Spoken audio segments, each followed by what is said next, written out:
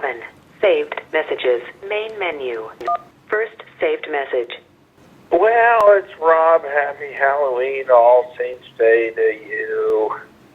I went to a Halloween party as Groucho Marx. All you need to do is put the mustache and a little bit of eyebrows and get a cheap cigar. And actually, a millennial or two will still go, "Are you Groucho Marx?" And all the Gen Zs will go, "Oh, you're in costume. Is that a real cigar? Where'd you get that?" And the hostess, I was invited by someone who invited me to a party a few weeks ago. And I was doing Groucho Marx as a goof for my writing partner that I meet for a Zoom meeting on Mondays. So that, like, when I showed up, I'd be like Groucho. And then I've never liked going to costume parties or being in costume. A lot of childhood trauma and embarrassment. And so last night, and I was not drunk, I was not stoned, I was not anything but sober with too much coffee, and I watched a Marx Brothers documentary I'd seen years ago, and I thought, well, maybe on Halloween I'll put on a grease paint mustache and a little bit on the eyebrows. I can see he's doing, and I'll buy a cheap cigar, and then because I did that, like, as soon as I actually put the makeup on, got the mustache, got the eyebrows, got the cigar, looked in the mirror, and my phone went beep. "Hey, would you like to come to a Halloween party? I know it's last minute. Monday night, I know." And then I went, and the hostess, who is someone I don't know, but had met, was dressed as Neil Gaiman's Death from Sandman. So I said, "So, are you Death from Sandman?" She's like, End of message. so it was a guy from Dave Sims' Leica Looks, that 2-issue episode. Anyone wearing Groucho makeup looks like Groucho. He is the makeup. And saying to a girl, "So you're Neil Gaiman's Death?" "Yeah, thanks." Well, now what do? I'm dressed as Groucho. Not really. Not really at all. I'm dressed in old-timey stuff with a tie and a vest, a waistcoat, and a white shirt, and Groucho makeup. End of message. The reason this has anything to do with you is because I know the iconography of Sandman because you parodied it in Cerebus. At the time I was reading Cerebus, I was actually not reading Cerebus. My brother was collecting it for me while I was at college, and I would come home and read it. And I never read Sandman, and it's hard to read now. You can go to the library and read it. I've sort of done that. Anyway, I said to the hostess, "So are you Death from Sandman?" And she said, "Thank you." She was Australian. Yes. Specifically, yes, that is my costume that I spent a lot of time doing. And that was Cockney, not Australian. And anyway, I said, "You're very welcome." But I recognized it not from the Netflix series, and she was not dressed as the Netflix series. She was dressed as the Neil Gaiman series, how death was portrayed there. And what am I, in my mind, like, what, it was like Elrod in drag? He was in drag as something, was my thought at the time. But, you wear an ankh, and then, like, oh, you're Death from Neil Gaiman's Sandman. Yes, thank you for recognizing who I am. And anyway, it actually hasn't gotten me laid, but that's actually not what I'm trying to do. It's sort of what I'm trying to do. Anyway, but the weird thing is I keep having to relate to Sandman now that it's gotten more pop culture or popular from my lens through it from you putting Sandman into Cerebus. Same with Spawn. Same with a lot of other things.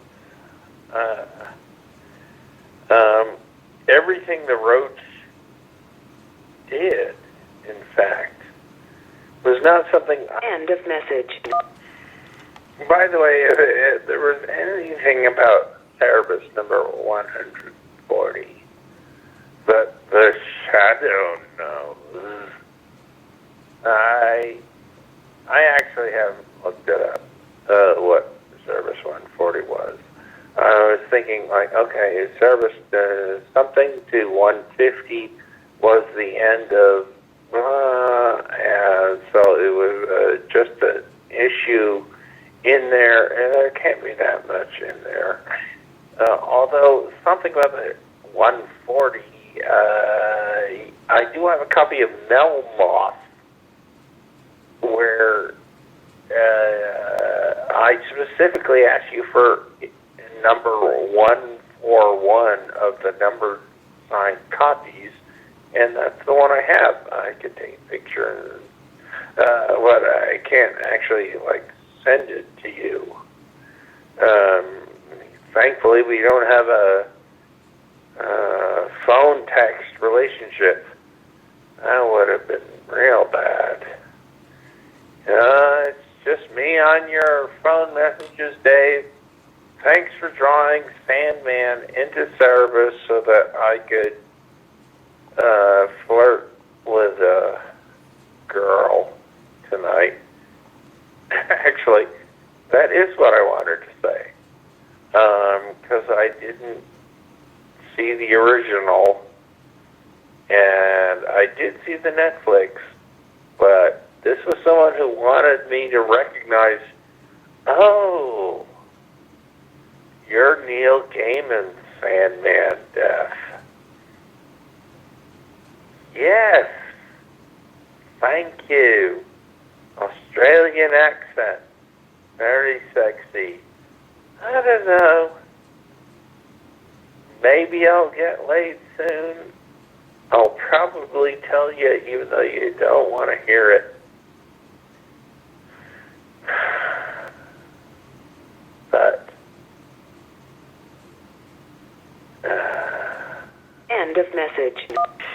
I don't know, Dave. It has something to do with you attracting one particular fan.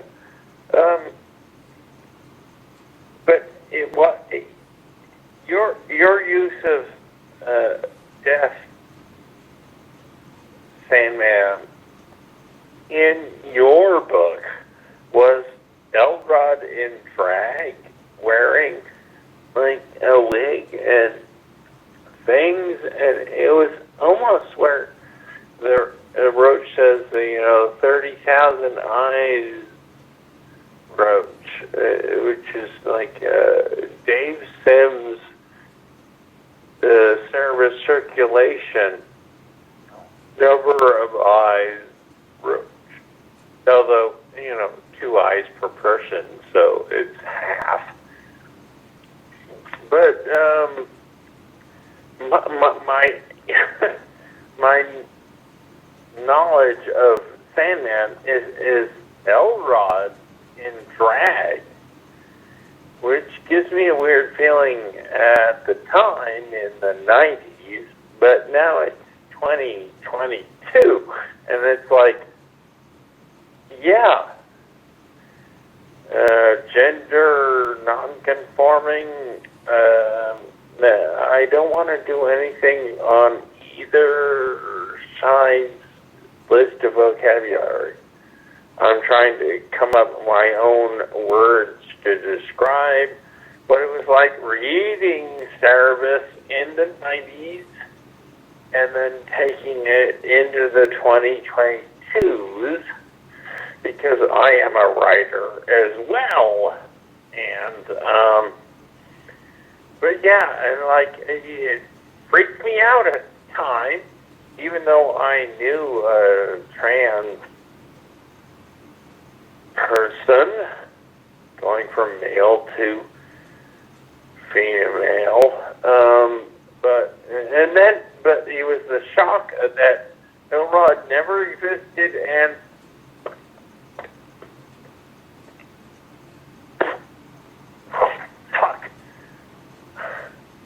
Elrod doesn't exist. He was a phantom of Cerebus's aardvark nest, magic stuff. Well, what the stuff is that? End of message. It was a little weird after Foghorn Leghorn for years. I'll say, I got a pointy hat. Elrod. Melvin Bone. You got me, cousin? Have you heard me? And he's wearing a wiggly black wig and wearing an onk, and he's got a fishnet. And what is Elrod up to? Is the last place Elrod appeared. And then again, I came to this same party where I'm like trying to like recognize, oh, you're into Neil Gaiman. And I'm dressed as Groucho, kind of going on the idea that you introduced, hey, if you put the eyebrows and the grease paint mustache on and have a cigar, everyone looks like Groucho. Fat Groucho, old Groucho, young Groucho, thin Groucho. No one knows what Groucho looks like. And yeah, I did that at the same time as trying to recognize from someone else, and it's all comics, and but also comic. People who did comic inventiveness in villain movies.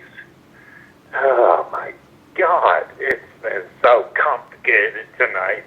This Halloween night. What have you done to me, Dave Sim? But give me something to like go on. I mean, because at least there's another frame of reference for all of this weird stuff.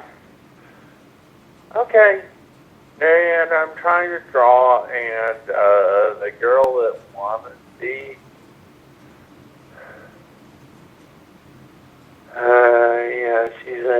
Japanese comics. And I can talk about that at a party. And that has nothing to do with you. It's more to do with just getting along. Okay. And knowing your art form when you're trying to do it and stuff. Anyway, okay, this has been an epic one. End of message.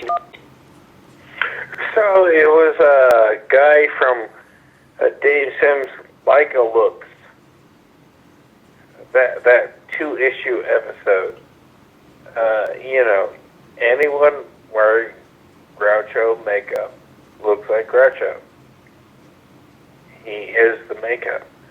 And saying to a girl, so you're Neil Gaiman's death? Yeah, thanks. Well, now, what do? I'm dressed as Groucho. Not really. Not really at all.